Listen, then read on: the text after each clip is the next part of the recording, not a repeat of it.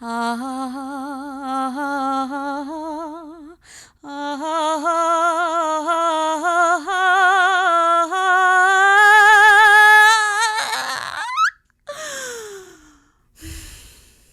This could have been good. Welcome to the Rotoscopers YouTube. My name is Chelsea Robson, and I got the chance to see The Little Mermaid Under the Sea in live action, and I hated it.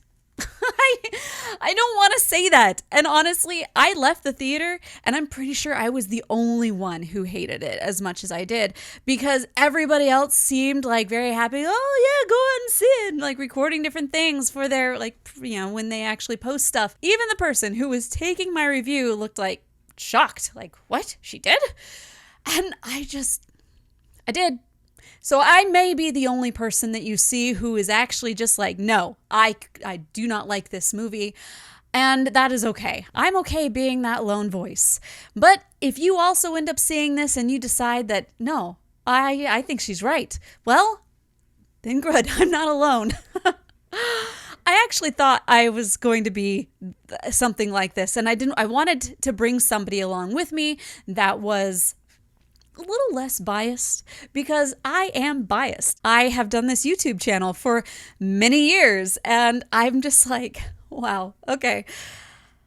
I am a little obsessed with animated movies, and when they bring them over to live action, I have historically not been a fan.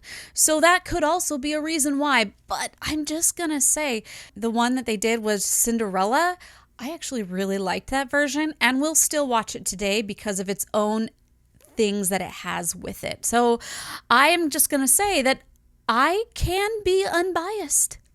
But in case I wasn't, I brought somebody along with me that was a cinema fan.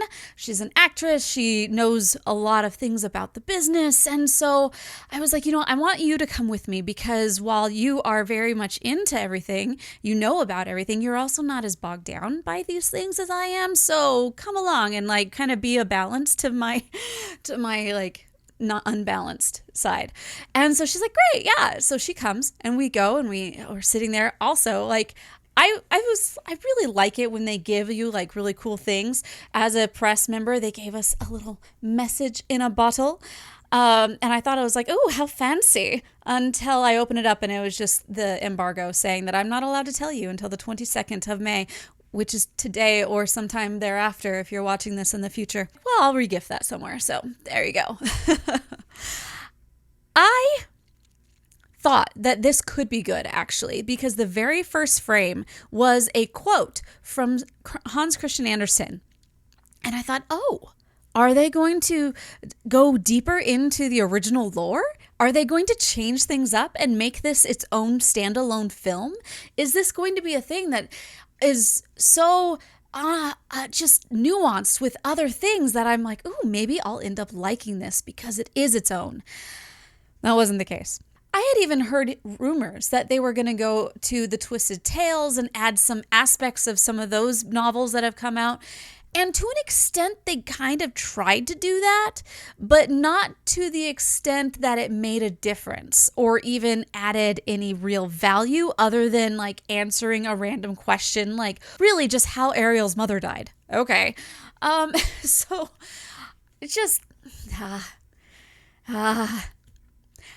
my main things and my main problems with this review, because this review is just a spoiler-free, because I'm not allowed to tell you about that until after the movie comes out. Every once in a while, it would have a moment where you'd be like, oh, wow, okay, I'm starting to get into this. The opening frame, as I said, was a moment that I was like, oh, maybe this is going to be different. And then, like a wave crashing against the sea, it dashes all my hopes to the ground and is, never to be seen from again.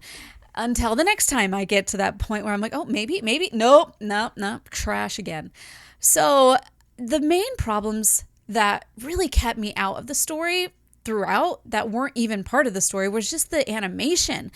Every time they went down below the sea, it was like some uncanny valley that happened every time somebody would whip her hair, or there was just something that happened every time they're flipping or swimming. And it just you're just You're going along, enjoying whatever scenery might be there, and then you're just like, whoa, what was that? Like, ugh. And those were moments where I'd look at my friend like, am I the only one doing that? No, she was doing it too. We were both like, what? I can't. I feel like they might have known that this was going to be an issue, and so the director told them, you know what, try to show emotion without moving your face. Okay, that didn't work, and all of the characters just seemed very flat and stone-faced. Halle Bailey, who plays the Little Mermaid, Ariel, she has a wonderful voice, and I just felt like, you know, you sound great, but you're also kind of young, and the ability to just sing freely didn't come across. And that could also be a part of direction as well. I felt like this was a clear problem with the direction because everybody felt very stone-faced. This wasn't just a one person kind of problem. Javier Bardem, who played King Triton, he's probably really good as an actor, but I couldn't tell. Like, he was flat-faced, stone-faced the entire time. And Melissa McCarthy, I like her. She's great. She knows how to smile and use her expressions. Not here. She just felt like, I'm going to be brooding. I'm going to be doing this the whole time, darling. And it's just, like, there was no like, oh, I'm going to try and be charming at all. No one was charming. No one. And it was like, Prince Eric is like my man. Prince Philip is the man. But Prince Eric is like, oh gosh, easily charmed by that guy. And here, so you have Jonah Hauer-King. I don't know who he is, but his picture looks charming. I'm looking at his IMDb. He looks charming. And there were moments in the film where I was like, you are really cute. But then there were other moments where like, you're not that cute. It was just, no one really had the confidence to be moving forward in their own plot. Now, if you have seen some of the changes that they have made through the plot, because I was told not to go into those details on this review, I won't, but you can look around. There's a lot of videos saying like what was changed prior to making this, some of the songs, some of the just like whole aspects of the plot. And I just felt like none of them were for the character's good. All of them ended up leaving the character lacking motivation and lacking a direction or purpose in their own story. And so I was not a fan.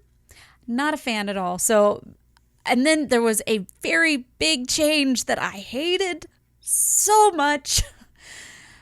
But you'll probably have to stick around until the spoiler review when the movie actually drops. So I'm going to stop it there and just let you know I hated it. I'm sorry.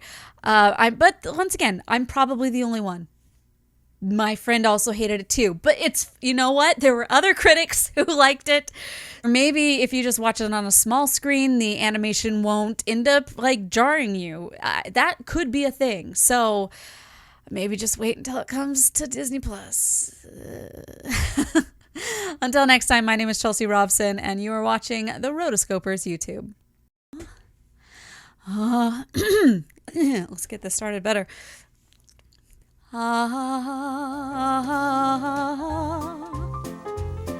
As a side note and personal plug, I write custom songs for weddings and anniversaries, and I am actually working on 2 different songs right now that are very different in styles, but I have room for one more, and I wanted to send out a plug.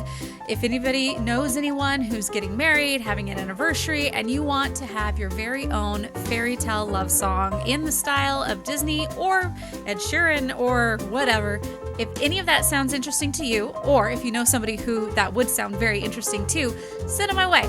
They'll love you for it.